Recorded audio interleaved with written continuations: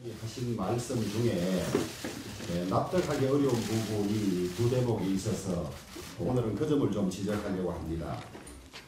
대통령께서는 공직자 비리 수사처는 대통령 권력 주변을 감시하는 기구인데도 야당이 부정적인 것은 의아하다 이렇게 말씀하셨어요. 제가 청와대에서 만났을 때도 그런 취지의 말씀을 하셨습니다. 저는 그 자리에서 반박의 말씀도 드렸는데요. 여러분 국민들이 이 공수처가 대통령 권력 주변을 감시하기 위해서 저렇게 무리하게 패스트 트랙으로 가서 밀어붙였다고 생각하는 국민이 있습니까? 팩트 아닙니까? 그렇게 말씀하시는 대통령이 이 대통령 주변을 직접 감찰하는 특별감찰관을 3년째 임명하지 않고 있어요. 만약에 대통령 특별감찰관이 진작에 임명이 됐더라면 유재수 감찰 무마 의혹 사건이라든지 울산시장 선거 공작 사건 같은 것들이 초기에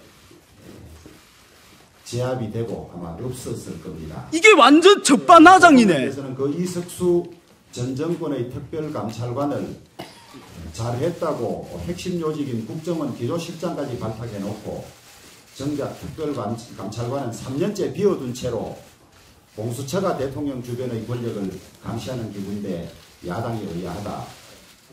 저는 대통령의 인식 자체가 너무 의아합니다. 그 시금반진 대통령께서 선거 이후에 이례적으로 전화를 해서 축하를 하면서 검찰개혁 함께 하자고 했던 최강욱 문재인 대통령 청와대에서 공직기관 비서관을 했죠. 공수처가 출범하면 수사 대상 1호는 윤석열 검찰총장이라고 발언하고 있습니다. 심지어 추미애 법무부 장관도 공수처로 검찰을 손봐야 한다는 이야기에 동조하고 있는 이런 상황이죠. 팩트 아닙니까? 너무나 뜬금없고 너무나 의아스러운 발언입니다.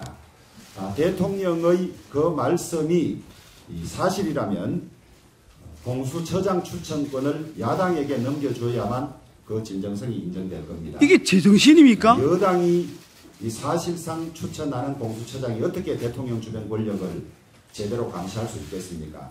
뿐만 아니라 대통령을 비롯한 행정부 권력 감시와 견제의 핵인 국회의 법사위원장을 민주당이 양보하라고 말씀하셔야 야당인 미래통합당에 줘야 한다고 말씀하셔야 그 진정성이 있을 걸로 그렇게 보여집니다. 이게 완전 적반하장이네.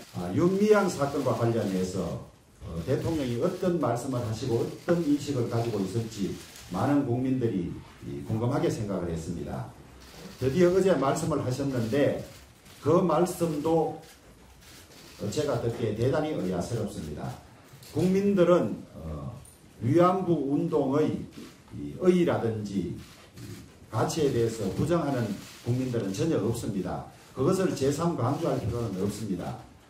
국민들은 이런 위안부 운동을 앞세워서 자신의 이익만 채우고 심지어 회계 불투명의 치부 의혹까지 있는 이 윤미향을 비판하는 것이지 위안부 운동을 비판하는 것은 전혀 아닙니다. 그런데 대통령은 국민들이 요구하는 윤미향을 수사하고 횡령이 있는지 개인적인 치부가 있는지 이런 것들을 밝혀달라는데 거기에 대해서는 제대로 된 언급이 없이 동문서답형의 이야기를 하셨습니다.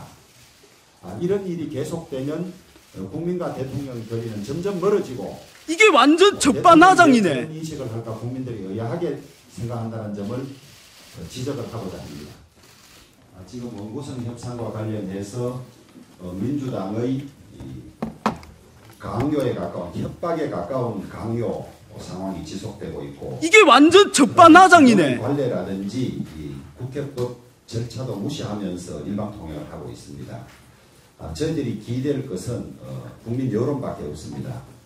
국민 여론은 언론인 여러분들께서 이 상황을 정확하게 잘 알리고 보도해 주셔야 가능한 일이기 때문에 특별히 언론에 부탁을 드리겠습니다.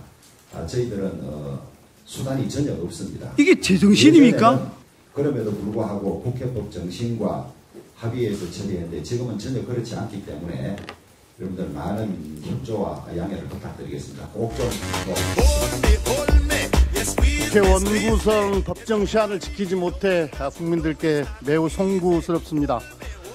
박병석 의장님의 중재로 정수 조정 안부터 처리하기로 합의는 했으나 국회법에 정해진 날짜에 원구성을 마치지 못한 것은 매우 아쉽습니다. 그러나 21대 국회를 준법 국회로 만들기 위한 우리 민주당의 발걸음은 결코 멈추지 않을 것입니다.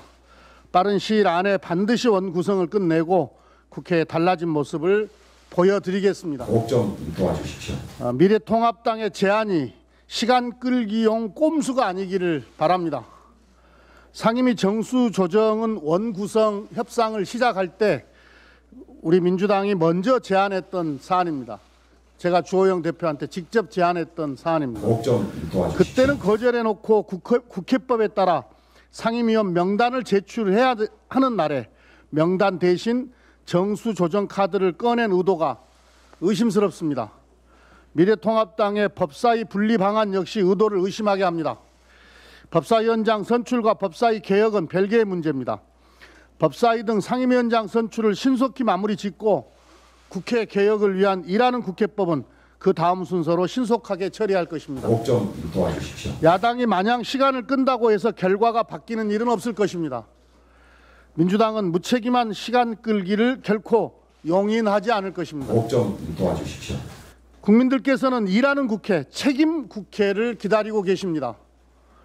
21대 국회는 코로나 경제 위기로 고통받는 국민의 삶을 지켜야 하는 막중한 책임을 부여받았습니다.